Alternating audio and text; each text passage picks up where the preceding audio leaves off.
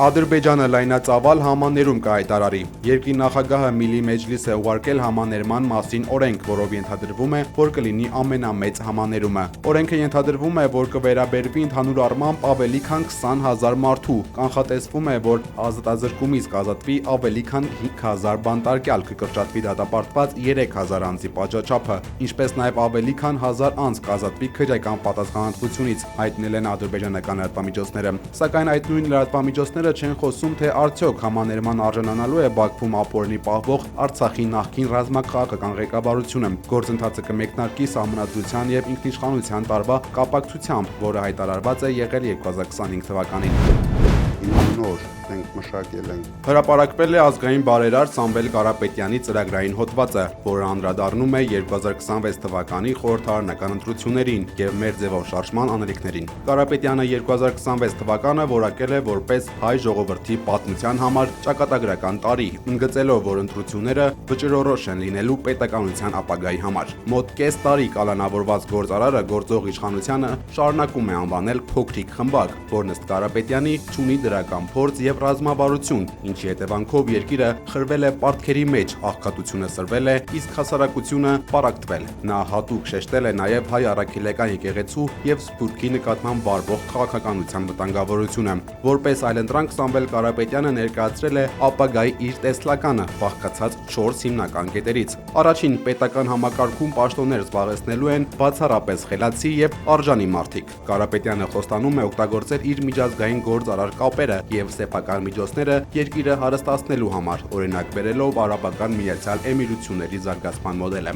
Ազգային բարերարի ծրագրի առանցքային կետերից է լուծումներ գտնել բանկային վարկերի տակ ճկռող քաղաքացիների համար, բանկերի հետ համատեղ դուրս բերել մարդկանց պարտքերի անվերջ շրջանից։ Երրորդ, բացառվելու է քեն քշելու և քցնելու քաղաքականությունը։ Կարապետյանն առաջարկում է կառուցել նորմալ հարաբերություններ բոլոր հարևանների գերտերությունների հետ՝ Ռուսաստան, Իրան, Վրաստան, Թուրքիա, Ադրբեջան, առաջնորդվելով բացառապես Հայաստանի շահերից։ Եվ չորրորդ, պետք է վերացնել ատելության մթնոլորտը, ներողություն խնդրել միմյանցից և Հայաստանը դարձնել աշխարհի հայերի ամենաապահով տունը, գրել է Սամվել Կարապետյանը։ Մեր ձևով շարժման առաջնորդը նկատել է, որ Հայաստանի հասարակությունը պետք է ընտրություն կատարի վերջին 7 տարիների իրականության և իր շարժման առաջարկած արդար, բարեկեցիկ ու խաղաղ ապագայի միջև։ Բայց մենք ունենանք աշխարհարժեք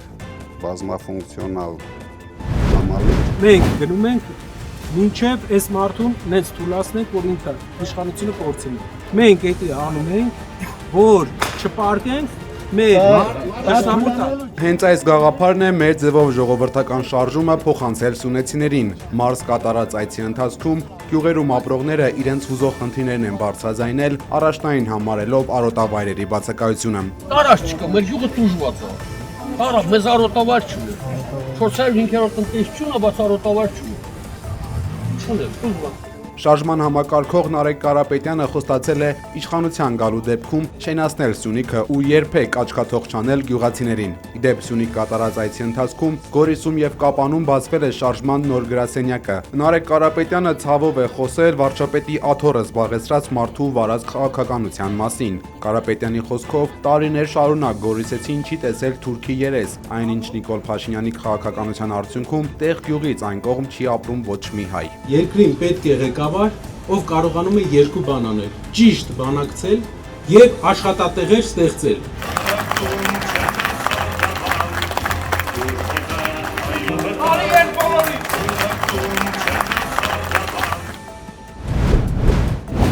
Սամվել Կարապետյանի միջազգային փաստաբան Ռոբերտ Ամստերդամը Փարիզում մի շարք հանդիպումներ է ունեցել, որոնց գլխավոր նպատակն է եղել միջազգային հանրությանը ներկայացնել Փաշինյանի վարչակազմի կողմից եկեղեցուն և ընդդիմությանը վերագրվող կեղծ մեղադրանքները։ Facebook-յան հայալեզու իր էջում հայտնել է աշխարհահռչակ իրավաբան և միջազգային մարդու իրավունքների պաշտպան Ռոբերտ Ամստերդամը։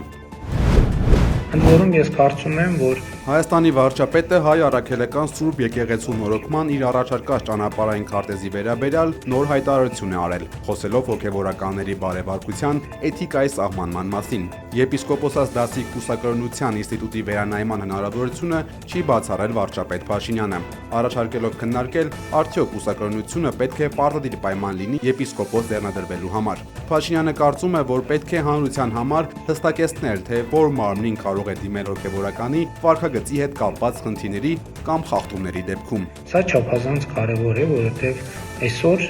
ըստ էության Հայաստանի Հանրապետությունում հոգևորականի բարեվարկության կանոններ գոյություն չունեն, այսինքն մենք չգիտենք, թե համաձայն եկեղեցու կարգի հոգևորականը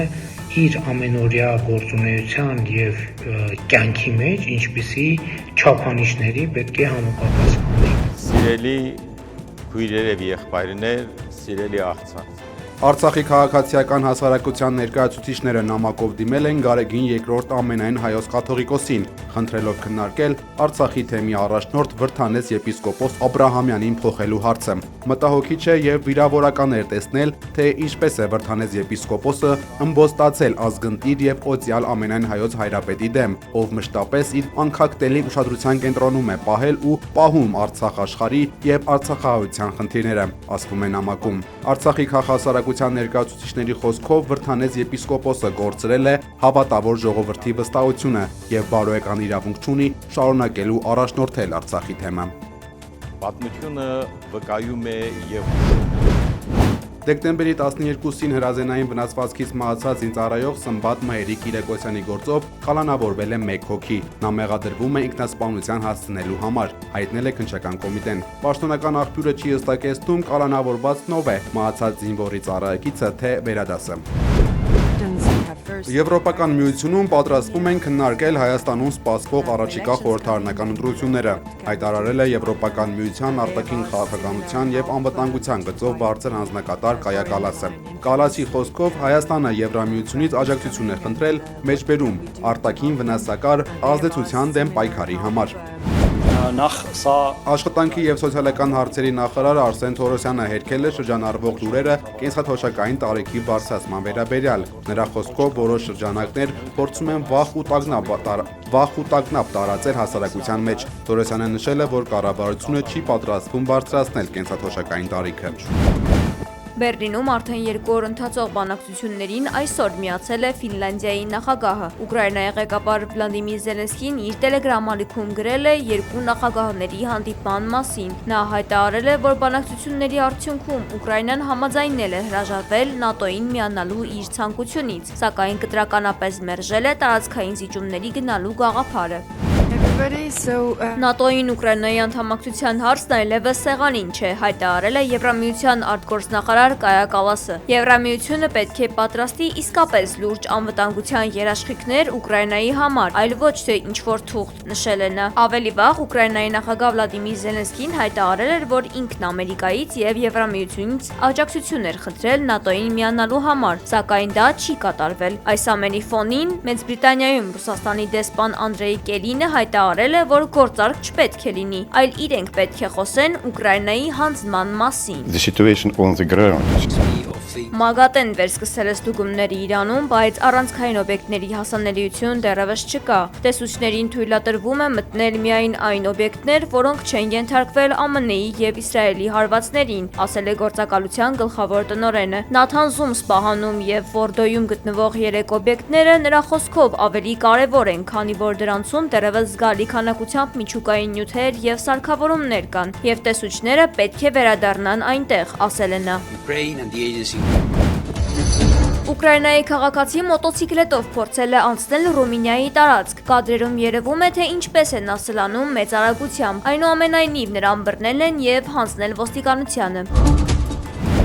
53 տարվա մեջ առաջին անգամ Ճապոնիան կզրկվի կենդանաբանական այգիներում գտնվող պանդաներից Չինաստանի հետ հարաբերությունների սառեցման պատճառով։ Երկվորյակ պանդաները Սյաոսյաուն եւ Լեյլեյը Չինաստան կվերադառնան հունվարի վերջին։ Ըստ Տոկիոյի եւ Պեկինի միջև կնքված համաձայնագրի կենդանիներին վարձակալության ժամկետը սպառվել է։ Նրանց մեկնելուց հետո Ճապոնիայում ոչ մի պանդա չի մնա։ Փարիզի Լուվրի թանգարանն այսօր փակ է այցելուների համար գործադուլի պատճառով։ Ավելի քան 400 աշխատակից անժամկետ գործադուլ է հայտարարել, բողոքելով թանգարանի կառավարման մեթոդների դեմ։